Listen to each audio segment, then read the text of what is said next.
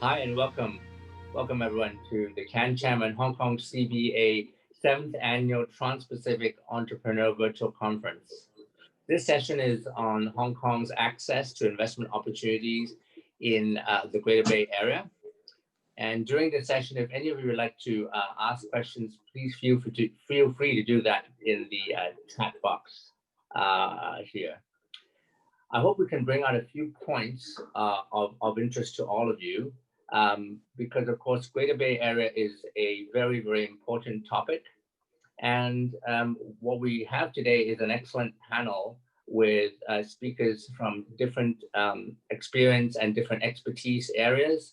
We have John Wong from PwC, who advises a lot of entrepreneurials and family offices. We have Kent, who comes from perspective of Guangzhou-based law firm, one of the largest in China, Zhong, and Dixon, who represents Hong Kong, Invest Hong Kong, which advises institutions as well as family offices.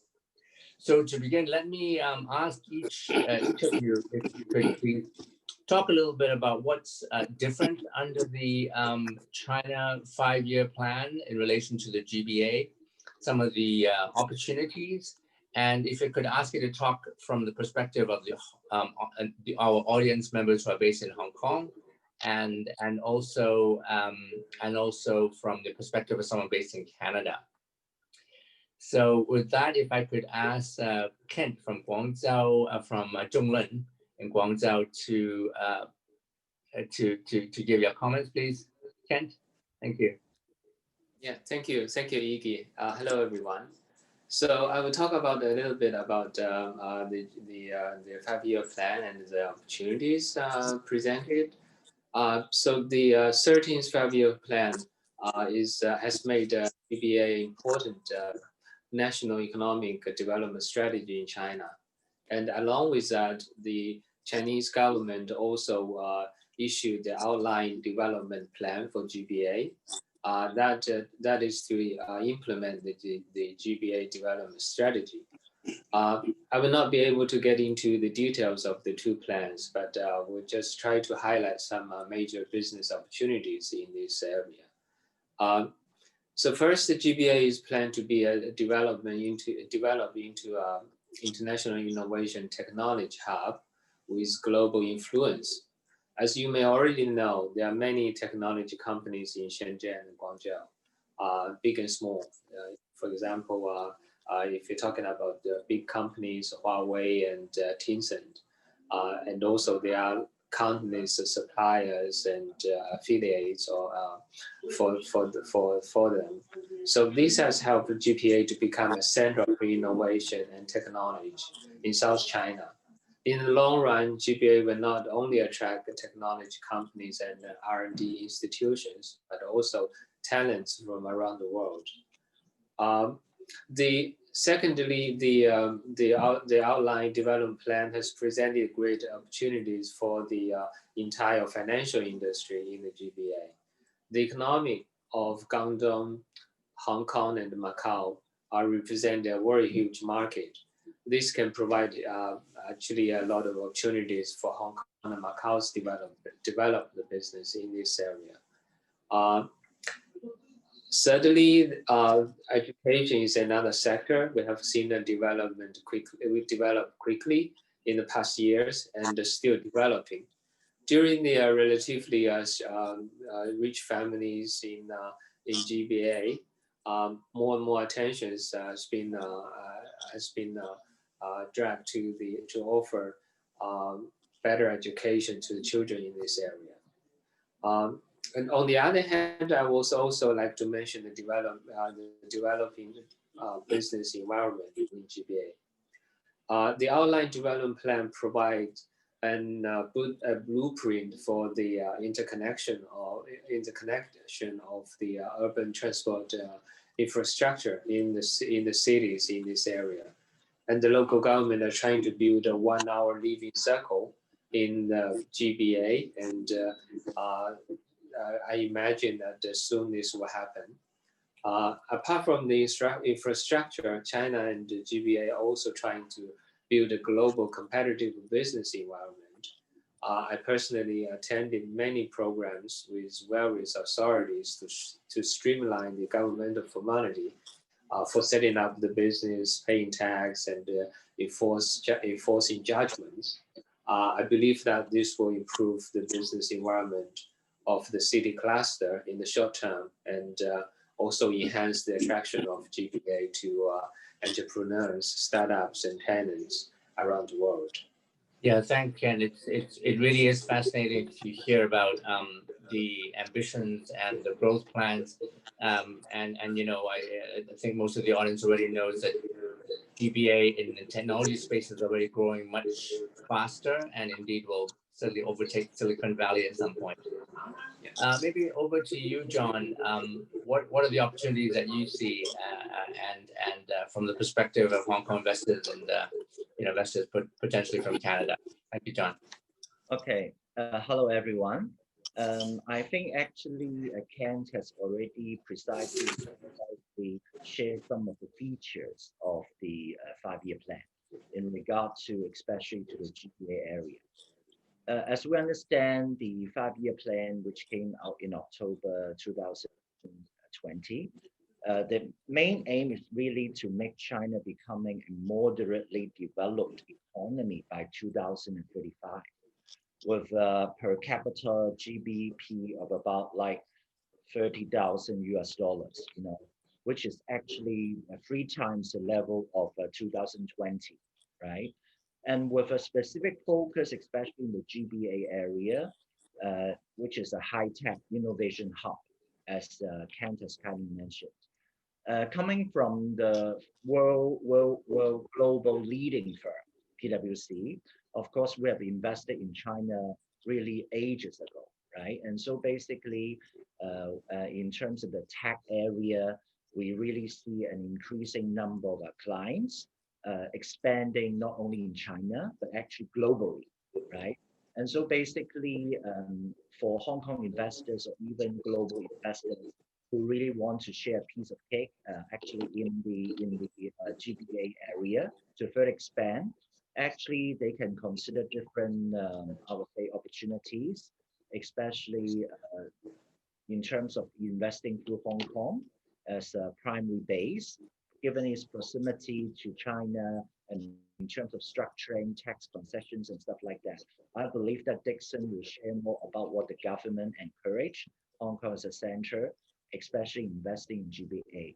In terms of high-tech innovation hub, later on, I will actually share some of the success case stories that PwC have done, and you will see really there's a variety of different business opportunities in there. Great. Thank you so much, John. Yeah, and over to you, Dixon. Invest Hong Kong obviously has been at the centerpiece of a lot of growth initiatives, and now with GBA as well. Please, can you share what you see as opportunities for the entities or companies that you deal with, Dixon? Sure, thank you. Iggy, John, Ken, ladies and gentlemen, good morning from Hong Kong. It is a great pleasure for me to join today at this CanCham Transpacific event. I'm very grateful for CanCham organizing this signature flagship event at the very beginning of 2021 to discuss this important hot topic in the financial services industry. I think both Ken and John have already highlighted key developments and high-level attractions over the next 5 years. In particular, on the China's 5-year plans, I would just like to highlight a few more areas which are of relevance to all of us. As we all know, China's 5-year plan, this is one of the world's most important policy documents. As the country's top policy blueprint, it also plots China's course of development, especially in the economic interaction between Hong Kong and the mainland. First is the GBA, Greater Bay Area Initiative. It is an integrated financial and also innovation zone around Hong Kong. While Shenzhen is pictured as the China's Silicon Valley, and also Guangdong Province is the world's factory. Hong Kong, which serves as an international financial center in the area, has been enjoying the unparalleled access to GBA financial markets and investment opportunities in terms of payments, banking, and wealth management services. Another area which worth attention is the ultra high net worth individuals. As you may all know, mainland China is the key wealth creation region in Asia. With rapid development of the mainland economy over the years, many ultra high net worth individuals with high asset value have merged. Hong Kong and mainland economy are interconnected, and it is logical, as John has highlighted, by proximity, that Hong Kong has become a place where the wealthy families in the mainland choose to invest. Also, the growth engine, GBA, specifically the region contributes to the robust growth momentum in the Greater Bay Area, in the Greater China in particular. There are more than 84,000 ultra high net worth families in Greater China, increased by around 20% in the last 3 years, and more than approximately 20,000 of them are in the Greater Bay Area, which is around 20% of the entire Greater China.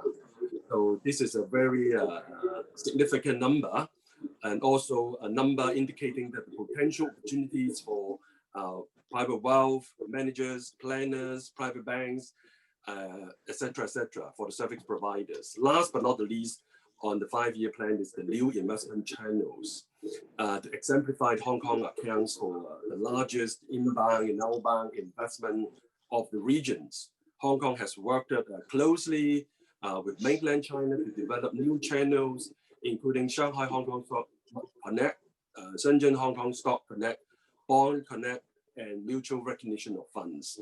This all facilitates cross-border investment flow. So with the increasing popularity of the renminbi as a currency for cross-border and cross-boundary trade investment, the deeper RMB liquidity pool and broader RMB-denominated product spectrum in Hong Kong will make it the world's more attractive, more biggest offshore RMB center. So investors like investment bank, private banks, wealth managers, family offices, PE, VC funds seeking investment opportunities will certainly benefit from looking into the Greater Bay Area through the establishing a presence here in Hong Kong.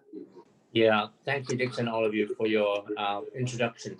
So let's, if we could get into this next round of discussion, if we can try to get some really concrete and interesting stories for our audience, both in Hong Kong or Greater China and Canada, to kind of illustrate what you all have been talking about, because I think here's where it really matters, when people learn from actual success stories that you've involved in, and you've obviously been doing this for many of the partners that you work with. So maybe I can turn maybe first to, again, maybe Dixon, if you could start off, please, and tell us, maybe some actual success stories that you work with, what has happened, maybe what obstacles that you've had to overcome, and maybe some more details about what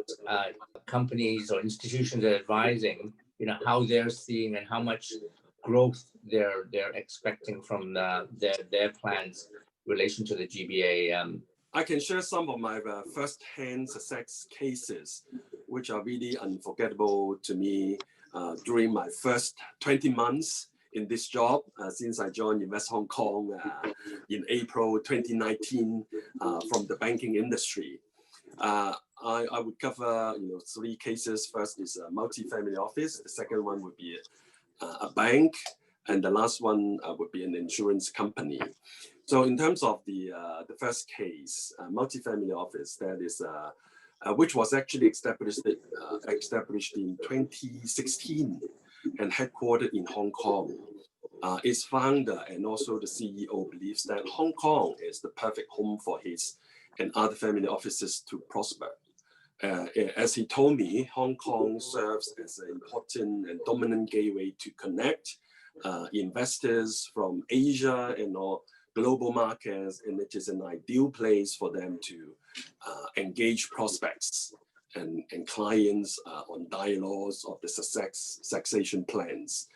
But at that time, they were new to the market, lack of information on the industry, including the regulatory requirements, policy support from the Hong Kong government. So they turned to us in Invest Hong Kong, offer them policy updates and industry insights, as well as some help them to promote the business abroad through our networking events and PR support, and also our overseas network, which are more than 30 offices around the world. And again, all our services and support are free of charge. So our services successfully brought them deeper understanding on the operating environment of a family office business in Hong Kong and wider client base, as the founder comment.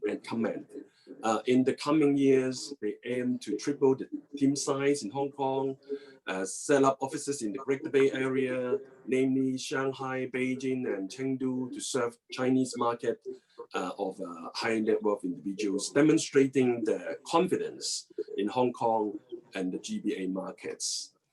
The second case is I want to share with you is related to a digital transformation of a bank from the mainland. It's established digital transformation teams in Hong Kong and Shenzhen to develop cross-border collaboration and fintech development application in the Greater Bay Area as a window to extend its tech advantages and also further penetrate the mainland market. So we, as Invest Hong Kong, met with the senior management team and discussed the insight on how the bank can leverage the unique advantages of Hong Kong and also in the Greater Bay Area through the transformation process. The bank successfully enhanced its internal talent pool from Hong Kong and also the Greater Bay Area cities by restructuring and re-engineering, optimizing the values of some of the working units. So it currently has more than 30 branches in Hong Kong, branches in Guangzhou, Shenzhen, Shanghai, Shandong, and Macau.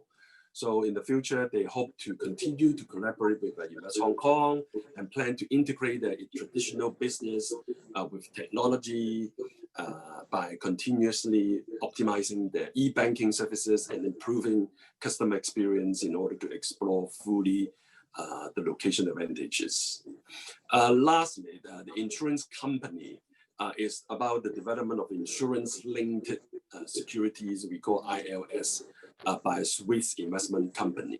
Relatively new to Asian investors, the insurance-linked securities offers attractive performance, stable returns, low correlation to other asset classes, and built-in inflation protection. So Invest Hong Kong also help them through the opportunities to meet with companies with similar interests, bringing them linkage and relationship with potential collaboration partners and clients, and also solidify the foundation of the securities, insurance-related securities in Hong Kong. So today, with the Hong Kong office leading the central management, business development, and investment management functions, they are optimistic about the future expansion into other parts of the Greater Bay Area. So these three cases demonstrated Invest Hong Kong how to help and also collaborate with the industry players to help them to grow in Hong Kong and also navigate them to the Greater Bay Area markets. Yeah, thanks, Dixon. So it sounds like already in quite a short time, we already had a lot of successes. And maybe later on, we can also hear from Kent about the cross-border aspects, as you say, the integration, I guess, which is the centerpiece of what GBA is about. That's already taking shape. But maybe first over to you, John. Of course, Dixon's talked about institutions. And I know, John, you have deal with a lot of entrepreneurs and family offices. I'd really love to hear from you about the successes and maybe if there were any obstacles that had to be overcome. Love to hear from you too, John. Thank you. Yeah, thanks, Iggy.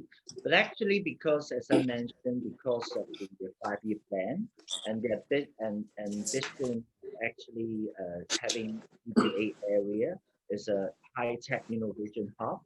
The two success stories, the real-life client case stories on a no-name basis that I would like to share with everyone here is also technology related, by the way. Actually, the first case is what we call a technology foresight for a leading science and technology company. And actually, the project is about innovation opportunities and future strategy.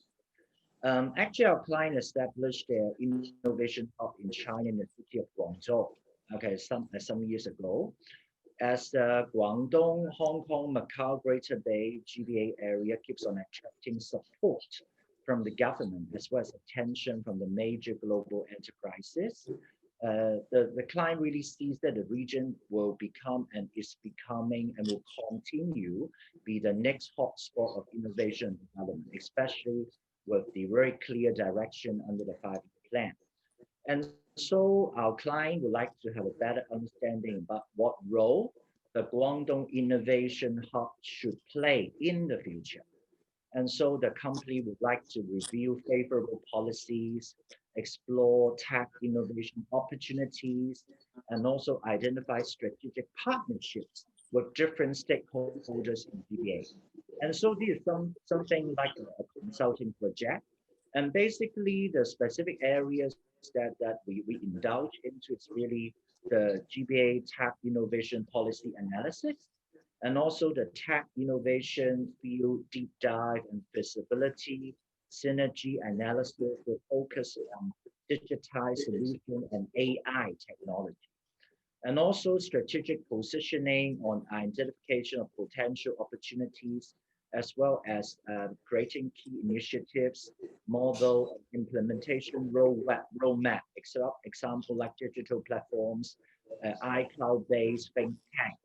And so basically with this successful cases that the client is able really to have a very successful view of the current landscape under the future direction of the Guangdong Innovation Hub, as well as the fact that we are actually to help them to strengthen and to develop certain strategic partnerships with some stakeholders in the GBA area. And this, I think, will be the continued focus of some of major multinational corporations, as well as for some family business who would like to indulge in similar business activities in the GBA area. Another interesting case is really something is really government related. The government related projects that we actually have a white paper on innovation ecosystem. It's really that the central government released a series of policies to strategically promote tech innovation in GBA. And that's why, in order to have a new engine to drive China next wave tech and economic development, and the key stakeholders, including the local government, large global tech giants, of course, we can mention names, but you guess who, and actually some local innovations and startups, including certain research institutions and even universities. This is a very interesting project, and then we, at the end of the day, we're able to do an in-depth review of policies and business development in GBA, as well as issuing of the white paper, which is actually co-published with our client and the Guangdong government. And so I really see these two kind of innovation-related, tech-related consulting projects is the way to go, apart from the traditional kind of services that the client requires from us, for example, like structuring, investment structuring, tax planning, this sort of stuff. And so I hope you'll find these two cases quite practical and interesting. Thank you, John. Thank you.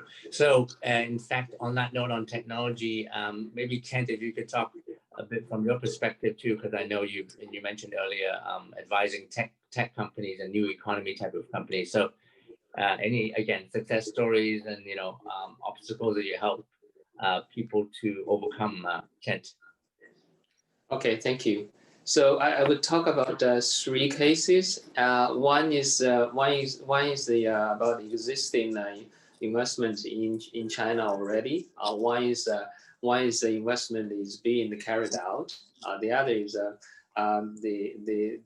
a business operating outside China, but is planning to come into to invest into China. The first one is a European company. The client is manufacturing previously elevators, and as you know that at the moment there are many Chinese competitors now, so they are trying to shift the business to another area. At the moment they are manufacturing cubic garage to treat medical waste. This product is very popular at the moment because of the epidemic situation, and also because China is such a vast area, and there are actually a lot of small hospitals in the remote areas that are not able to treat medical waste and in a centralized way.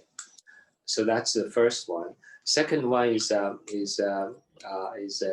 English school, and the school is to be launched in Foshan very soon.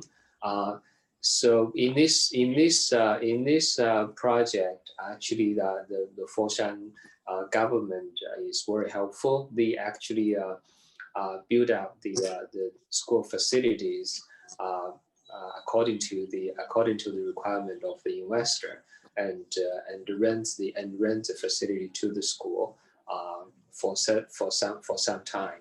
So and they are very helpful in assisting the client to process the formalities and getting the licenses for the school, that's the second one. It's going to happen very soon. The third one is a North American client. They are providing payment services. Actually, is a tech company. So they facilitate the Chinese sellers on Amazon in the US to sell products from China, and then the money back to China. Together with the Chinese partners. At the moment, because the payment license in China is very difficult to get, although I believe the government is trying to improve the situation in this area very soon. But at the moment, they are working with the Chinese partners, and the success side of the story is that they are actually using the subsidiaries in China, not providing the payment service, but promote the services in the US, and they are very successful. Actually, China is a major market for them. They manage to attract a lot of sellers from China to sell the products in the US online. So that's the stories I have. And actually, I would like to mention that two of the projects are invested into China through Hong Kong, a subsidiary set up in Hong Kong. So somehow Hong Kong is also quite a big hub for attracting investors to invest into the GBA area. About the difficulties and the obstacles, I would briefly say that there's still like cultural differences between the foreign investors and the Chinese partners, and also probably the authorities. So it will take a little bit of time for actually the foreign investors to also educate themselves to the situation in China, and also and also for the Chinese partners and authorities to learn and educate themselves to improve on their side, and also and the legal environment in China is different from let's say the common law system or even European law system. So that will take a lot of time and efforts for the investors to adapt to. but eventually those difficulties and obstacles in the projects we handled eventually overcome by the investors. Yeah, thanks, Ken. So I've heard from each of you, a bit of a reference to the different sort of government support, and I think you mentioned also the welcoming attitude as well. Could any one of you maybe elaborate with how to illustrate that? I think in terms of the government support, there is a new initiative that was recently implemented in August last year, just a few months ago. The new, we call the Limited Partnership Fund regime actually helps provide an alternative investment vehicle for private fund managers who are actually raising funds or investing in the Asia-Pacific regions and looking for a regional domicile fund vehicle. So basically the LPF regime together with the upcoming carried interest tax concession is another key milestone towards building a broader asset and wealth management ecosystem for Hong Kong, and also attracts funds for the Greater Bay Area. So I believe many market players, including accountants, lawyers, fund managers, fully aware of the Wealth Management Connect as well. This is Hong Kong MA and also PBOC, as well as the Monetary Authority of Macau jointly announced it in June last year, the launch of Cross-Boundary Wealth Management Connect pilot scheme. So this is a two-way cross-boundary wealth management scheme, marks another important milestone for the mainland's capital account liberalization after the Stock Connect and Bond Connect scheme. So I would expect it represents a very major breakthrough in the Hong Kong's offshore renminbi business development and a significant step to offer a closer financial collaboration in the Greater Bay Area. Yeah, thank you, Dixon. In fact, speaking of wealth management, we just had a question come in. Maybe I'll ask John this in relation to a wealthy family office. What advice would you give them in terms of structuring for investment opportunities in GBA, John? Thanks, Iggy. I think actually, first thing first is that, of course, most of the clients that, especially in my department, is basically family businesses and family office, as you are aware. But actually, when we look at planning for the family and what the family is going to invest in, especially into China, we have to segregate two different areas. One is actually what works for the family, and the second thing is what works for the business. And so first thing is that it depends on the structure. For example, the existing family office structure is already based in Hong Kong. As I echoed what Dixon already mentioned, Hong Kong has done a lot and will do a lot in terms of encouraging these high net worth families to actually have a based family office structure, including maybe limited partnerships, and with increasing wealth and asset management platform going into different countries, including GBA or including China, right? That is one picture. But I think most of the experience that we have when we deal with big families, that if the family business is going into China, then basically the structure will be saying that we have the ownership level, probably maybe a trust or even run by family office. And then we'll actually have a Hong Kong platform. That means we'll have a Hong Kong company, maybe establishing a wholly foreign enterprise into China, because there's actually a Hong Kong-China double taxation agreement. And so we have to utilize that. And then with these M&As or starting offices in the GBA area. But I think actually when we combine the two planning techniques together is that I think both for the family side in terms of asset, wealth management, investing to China through what Dixon has mentioned, maybe the Wealth Connect, the Bond Connect, the Stock Connect, all these connects, right? It's very good. And so I think Hong Kong is still a very attractive place for setting up family offices, as well as when family business side, using the Hong Kong company as a holding structure going into GBA. Okay, and so with because of the limitation in time, we cannot talk about a lot of tax incentives. But in actual fact, you'll see even from individual income tax, from corporate income tax, there's a lot of special tax concession, especially in the GBA area. And so I think from a totality of each of things, so from a family side, asset and wealth management through family office established in Hong Kong, or structures via Hong Kong, including the family business using a Hong Kong company going into China. This is, I think, is is a kind of like a win-win situation for the family side as well as for the business side. Thank you, John, and certainly for the audience, there's a lot of further details and help that everyone around this panel can give.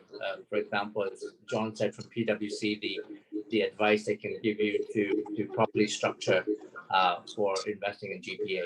On a similar note, Dixon, if I could ask you, you alluded to some of the services that Invest Hong Kong provides, and some of them may not be big. So obviously you mentioned it's without charge, but some of them, our audience may not actually fully appreciate the scope of the services that Invest Hong Kong does provide. So we Invest Hong Kong is actually one of the government's departments dedicated to attracting and retaining foreign direct investment. We call it FDIs.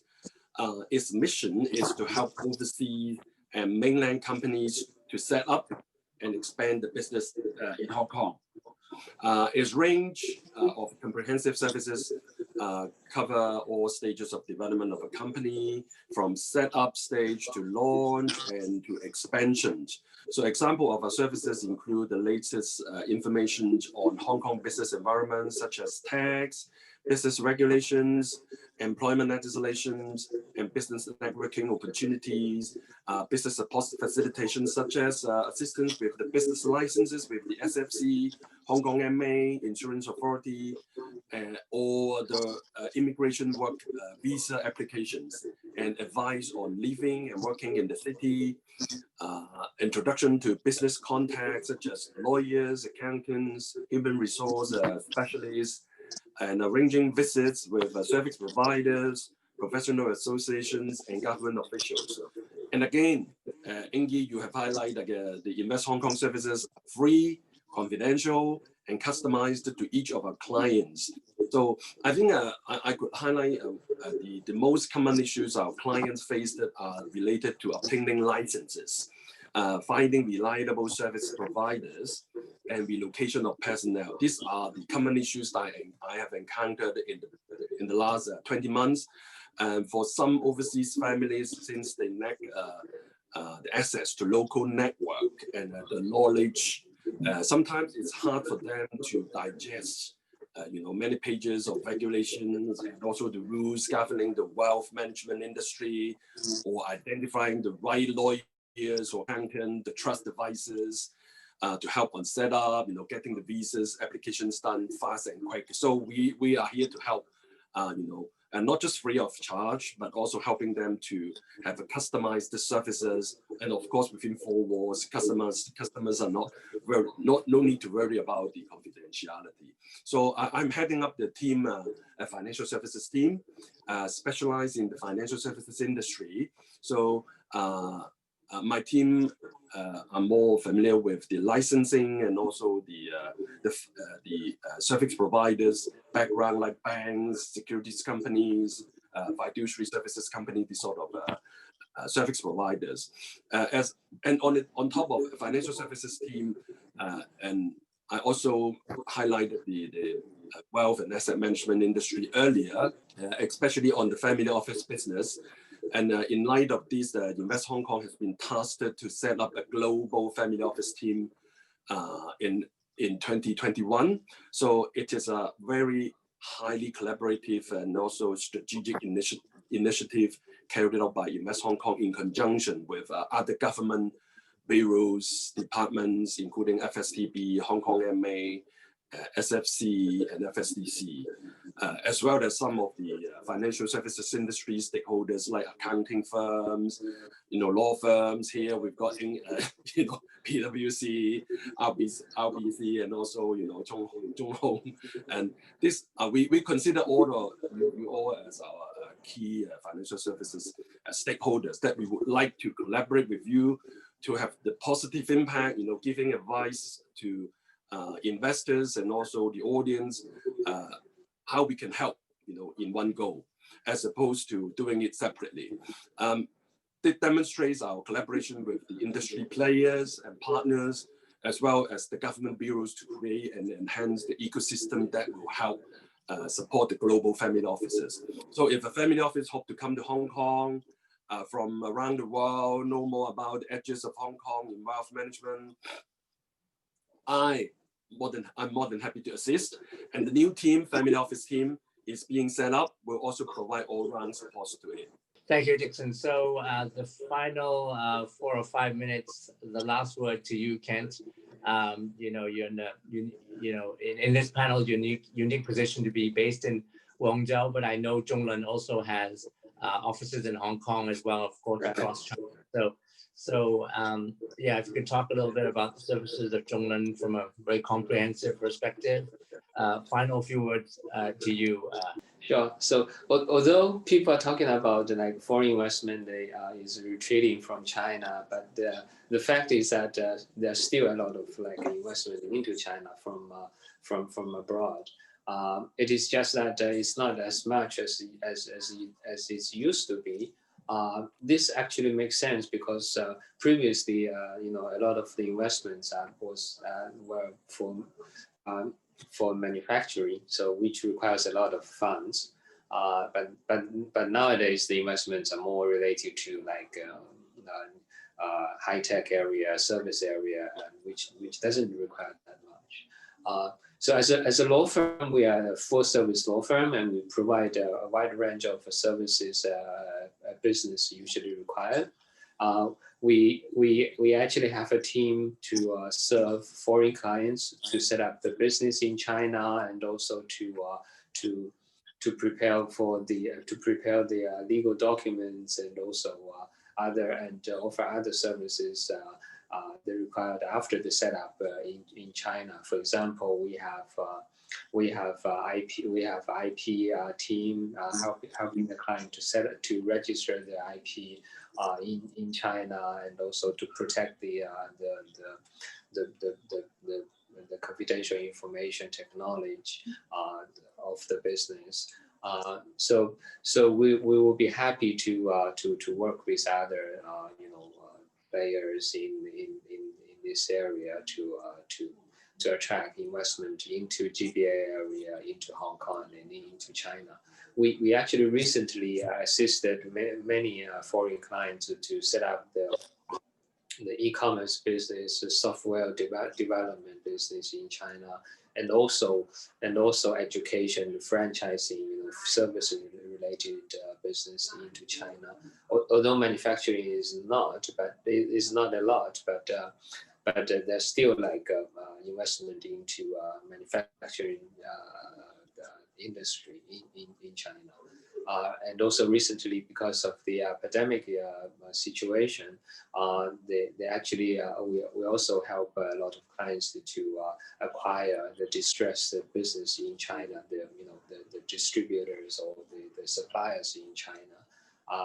So that's basically what we offer to investors. Thank you so much, Kent. Well, I think we've come to our time limit. Really want to thank all of the attendees, and especially our panel of experts here, for participating. Really appreciate your time. We would like to suggest that you keep connected. If our audience could like to get more details from any of our experts, please do connect on the LinkedIn profiles in the CanCham Hong Kong events page. As well, there should be a list of all attendees in the conference so that you can connect with each other. and we'll continue to have great conversations. So do stay tuned and continue to enjoy the rest of the conference. Thank you all. Thank you, Thank Iggy. you. Thank you, everyone. Thank you.